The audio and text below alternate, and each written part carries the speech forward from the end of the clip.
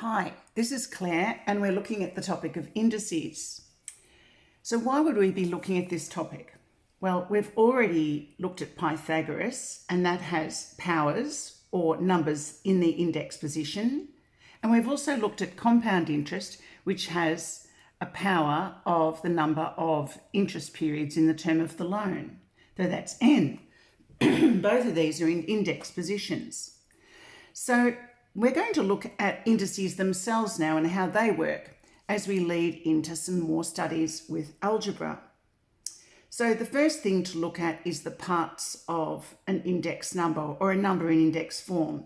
First, it has the base, and that's the number that's actually in the neutral position, and raised to above that to a power is what we call the exponent or the index number or the power.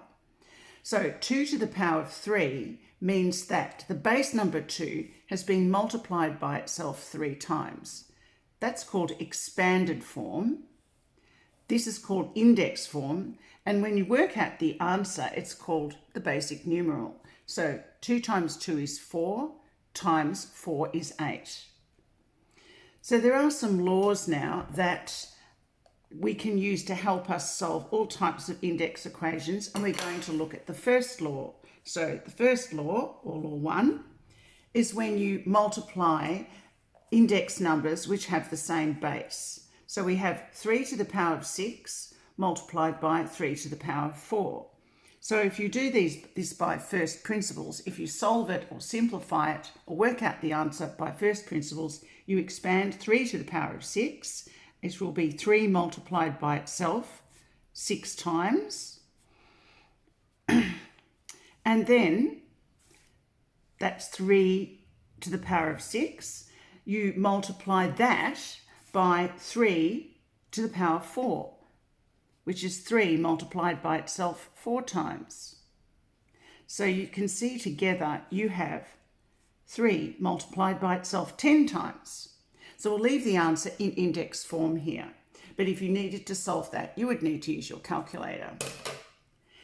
We can simplify this to a law later, but you can use actual pronumerals in index equations. We'll do quite a lot of that. So here you can see you have x raised to the power of 4. So it's multiplied by itself 4 times. And then it's multiplied by x to the power 5, and it's multiplied by itself 5 times.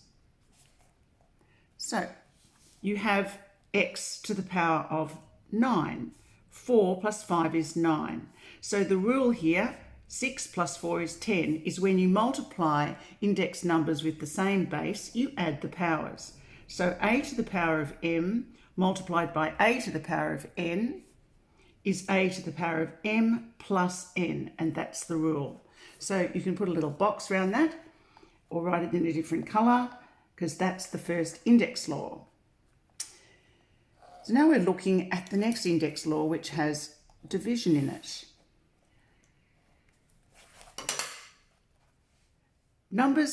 Index numbers with the same base, when divided, we usually express that in a fraction system, which is how we express division in algebra. So 7 to the power of 5, multiply 7 by itself 5 times, and then over 7 to the power of 3. So that's 7 times 7 times 7. Okay, so now we can cancel any number on the top line with any number on the bottom line, as long as it's joined with times, because they are factors. So we can cancel a pair of 7s and another pair of 7s and another pair of 7s. So really what we're doing here is 7 goes into itself once and 7 goes into itself once. So each of these becomes 1. So now 1 multiplied by 7 times 7 is 49, and this would be simply over 1, which can be simply written as 49, because any number divided by 1 is in fact itself. Let's have a look at a slightly more complex problem, which has x raised to the power of 5. So it's 8x to the power of 5 divided by 2 multiplied by x to the power 2. Again, we'll set this up as a fraction like we do with algebra, and you can expand the top and the bottom line. So this will be 8 multiplied by x to the power of 5 divided by 2 multiplied by x to the power of 2. So looking at the pattern here, we could cancel 3 sevens on the bottom line with 3 sevens on the top line. So we should be able to cancel here these the x times x, or x squared, with 2 of the x's on the top line. So our next line will be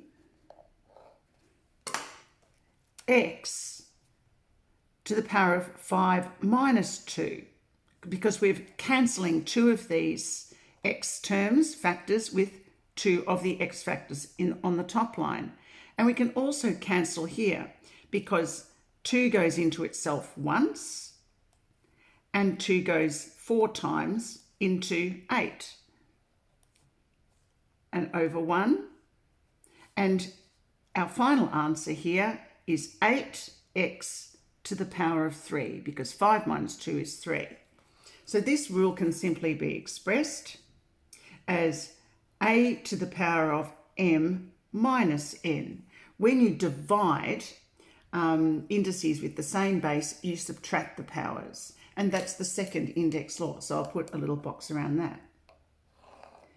Okay, it's pretty important to apply these skills so you become familiar with the laws, and they certainly make life easier when you do more complex problems. So slightly more complex problems, not too hard. 3m to the power of 4 multiplied by 2m to the power of 5. So just remember, these are all multiplied, so you can say 3 multiplied by m to the power of 4 multiplied by 2 multiplied by m to the power of 5. So 3 times 2 is 6, and m, because they're multiplied and they have the same base, you can add the powers. So that would be m to the power of 9. The next one is a division. So we're going to need to subtract the powers. So expanding this on the top line, 8 multiplied by a to the power of 6 multiplied by b to the power of 3, all over 12 multiplied by a squared multiplied by b squared. So the same bases, you're able to use the law, apply the law. So the highest common factor that goes into 8 and 12 is 4. 4 goes twice into 8 and 3 times into 12. And with the base, the index numbers with the base 6, that will be 6 take 2, which is 4. And with the index numbers with the base b, it'll be 3 take 2, which is 1. So let's simplify that down. We'll write 2 multiplied by a, 6 minus 2, multiplied by b, 3 minus 2, all over 3, which is left on the bottom. So one more step here. 2 multiplied by a to the power of 4, b to the power of 1, all over 3. So the 1 itself is optional there, because any number raised to the power of 1 is in fact itself. So thank you for your attention, and I'm going to give you some questions to practice that, and I'll see you later. Bye for now.